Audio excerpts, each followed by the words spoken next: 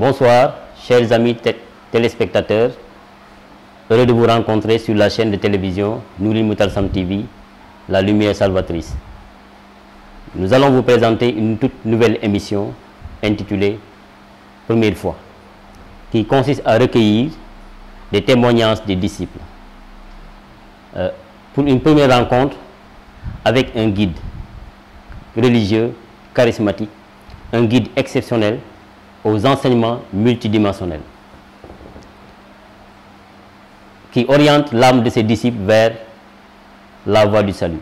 Il s'agit de Seydi Mohamed El Cheikh. Pour notre premier numéro, nous allons vous présenter notre première invitée qui s'appelle Maman Sokhna Mbaye.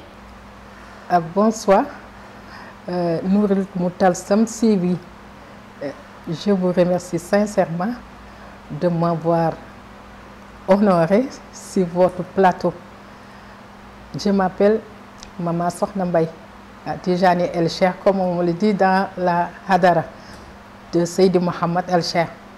Je suis dans la Daïratul Iman Dakar depuis 2017, l'année de la fondation, donc à Liberté 6, sous notre Khalif, Cheikh Khalifa Omar Sabali.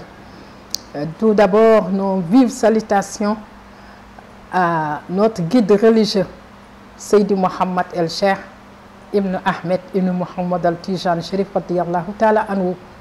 Pour notre première question, dans quelles circonstances avez-vous connu Seydi Mohamed El Cheikh? J'ai connu Cheikh Seydi Mohamed El Cheikh via YouTube. Via YouTube en 2016, novembre 2016. J'ai cliqué et j'ai vu là où on a posté Seydi Cheikh Tidiane Sy Al Maktoum plus Seydi Baye Niass. Moi je me suis dit alors il faut que je vois ce qui se passe là entre Seydi Cheikh et Baye Niass. J'ai écouté la vidéo, automatiquement je me suis dit mais ce monsieur là a beaucoup de courage.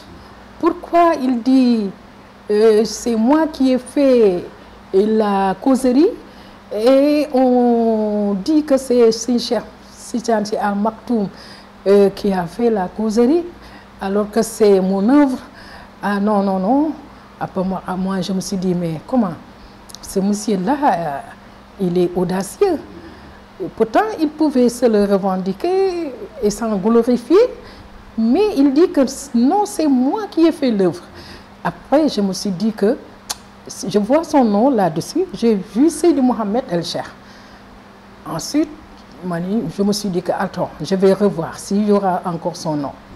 Et puis j'ai cliqué, j'ai vu Seydi Mohamed El Cheikh, les mystères de Seydi Hadji Malick Sy. Et c'est là où la surprise m'est venue. Parce que j'avais un problème avec Seydi Hadji Malick Sy. Il y avait certaines interprétations, je n'avais pas compris à un moment donné. Je me suis recueillie chez moi.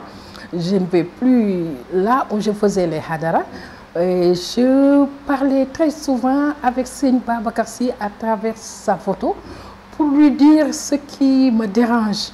Et donc là où Seydi Mohamed El Cheikh a introduit toute l'œuvre de Seydi Hadji Malick Sy et toute sa lumière, depuis sa lumière, depuis sa rouhanou, jusqu'à ce qu'il arrive dans le monde de Shahada, et même après qu'il est à l'au-delà, ce qu'il représente, moi je me suis dit que ce monsieur-là, c'est un grand monsieur.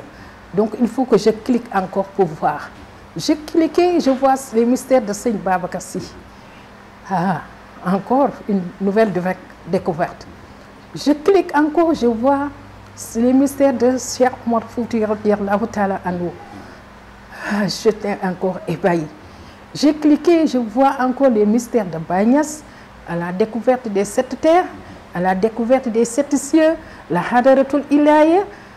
Ah, moi je me suis dit, ce monsieur-là, il faut que j'essaie de voir où il habite. comme en ce moment, je n'avais pas l'expérience sur la manipulation de l'Internet, j'ai dit à mon fils d'essayer de me découvrir à travers l'Internet son adresse. Effectivement, il m'a dit que maman, il habite à Saint-Louis, il est né en 1983, toute l'adresse. Ensuite, j'ai essayé jusqu'à ce que nous nous voyons Zahiran à Rufisque. La première conférence de Rufisque 2017. C'est ce premier jour où je l'ai vu corps et âme. Mais avant ça, on avait parlé au téléphone. Auparavant, j'ai regardé sur la vidéo Seydi Makhtar Seck. Makhtar Seck, c'était lui qui faisait les reportages. J'ai pris le numéro de Makhtar Seck. Je lui ai dit, est-ce que je peux avoir le numéro de Seydi Mohamed El Cheikh? Il m'a dit, madame, attendez, je vais appeler le président de Daïra, Cheikh Bara Diagne. Donc, il m'a donné le numéro de Cheikh Bara Diagne. C'est Cheikh Bara Diagne maintenant qui m'a dit à son tour, attends, je vais lui demander l'autorisation d'abord, s'il va accepter. Ensuite, un autre jour, Cheikh Bara me donne le numéro. Il me disant que le Sanghabi a accepté. Et ce faisant, un mercredi, je l'ai appelé à 15 h. Vraiment, je l'ai appelé, il me dit tout de suite, maman Sokhna Mbaye. Ce jour-là, c'était la première sonorité lumineuse que j'ai reçue du Cheikh. Qu'avez-vous ressenti pour la première fois de votre rencontre? Merci. Merci encore, ya Cheikh Aline Douane, Nourel Moutal Samsivi. La première fois où j'ai rencontré Seydi Mohamed El Cheikh, c'était à Rufisque, conférence Rufisque 2017, chez Khalifa Moustapha Kane. Donc dites-vous bien, j'étais sur les lieux depuis 15 h. Donc le premier jour chez Khalifa Moustapha Kane à Rufisque, conférence 2017, tout juste après la conférence, j'ai monté en haut dans le salon. On s'est vu là-bas. Donc ma première impression, c'était de dire, voilà notre cher guide qui faisait ces conférences de dimension exceptionnelle. Est-ce que je suis en face de ce grand monsieur? C'est cette interrogation qui m'est venue à l'esprit. Comme il y avait d'autres visiteurs, j'ai attendu mon tour. Ensuite, Khalifa Moustapha Kane, je lui ai dit, en bas, je lui ai dit, dites-lui que c'est maman Sokhna Mbaye. Ndeysaan, il a repris pour dire, ah maman Sokhna Mbaye, Borom Ali, ndeysaan. Et ce jour-là, c'était extraordinaire.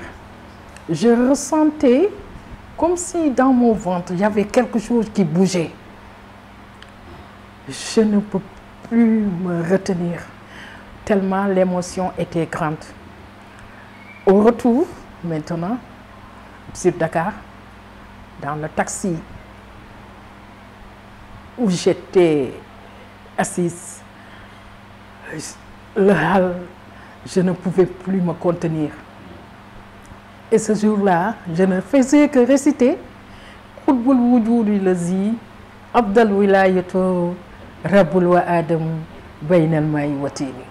Et même le lendemain, je ne faisais que cette chanson.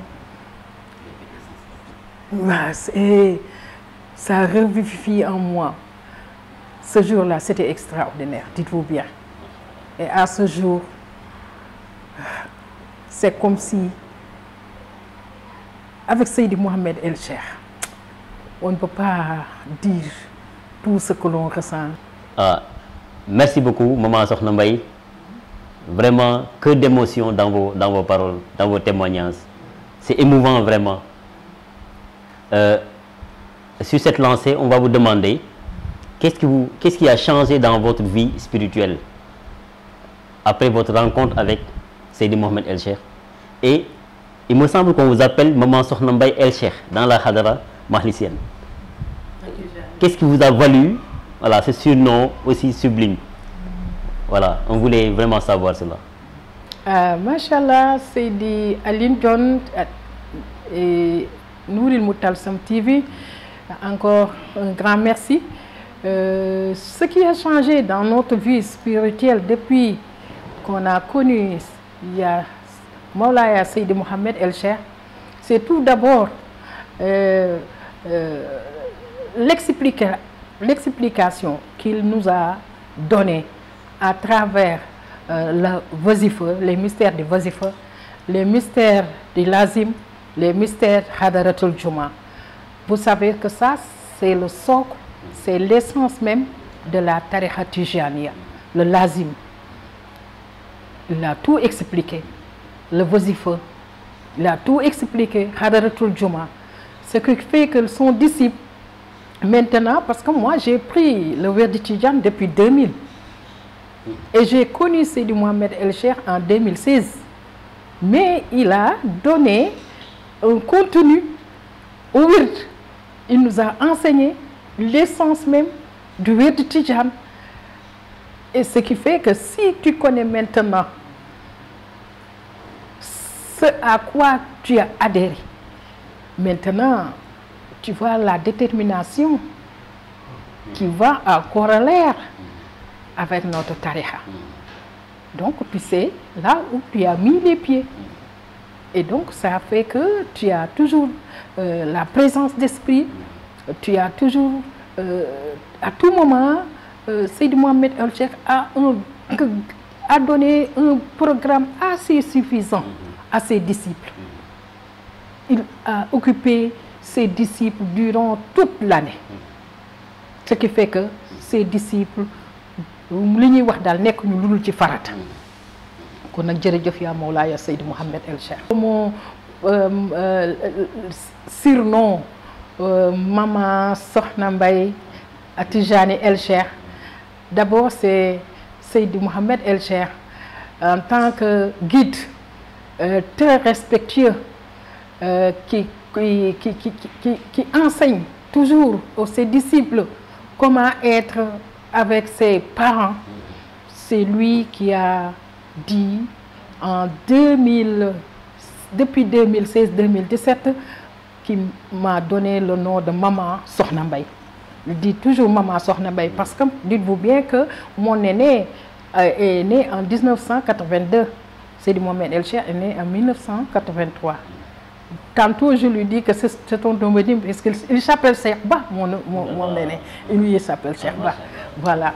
Donc, mais El Cheikh Bi, c'est Ahmadouna Gaye.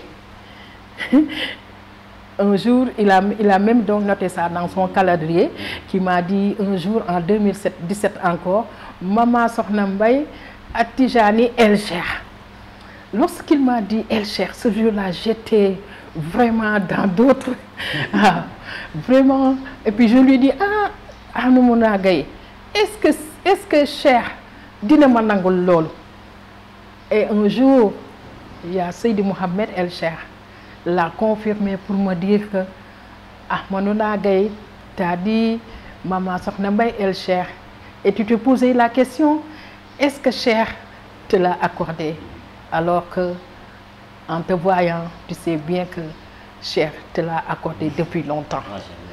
Et donc, ce faisant, je me suis dit que voilà le guide que l'on recherchait. Il nous a mis dans le terrain de la connaissance, des valeurs sûres, de la haqiqa ahmédienne, mohammedienne. Jërëjëf toujours, Ya Mawlaya Seydi Mohamed El Cheikh. Et je vous remercie sincèrement, Nouril Moutalsam, et tous les autres groupes de communication. Djarama. Nous arrivons, chers téléspectateurs, au terme de notre émission. Merci de nous avoir prêté une oreille attentive. Merci de nous avoir suivis sur la chaîne de télévision Nouri Moutarsam TV. Nous remercions vivement notre invité, Maman Sokhna Mbaye At-Tidjani El Cheikh, de nous avoir fourni des paroles lumineuses. Vraiment, ça mérite une standing ovation. Nous vous remercions, maman, au nom de la chaîne de télévision, de toute l'équipe de Nouri Moutarsam TV. Merci beaucoup, chers téléspectateurs. Nous vous donnons un rendez-vous pour un prochain numéro, Inch'Allah. Merci beaucoup.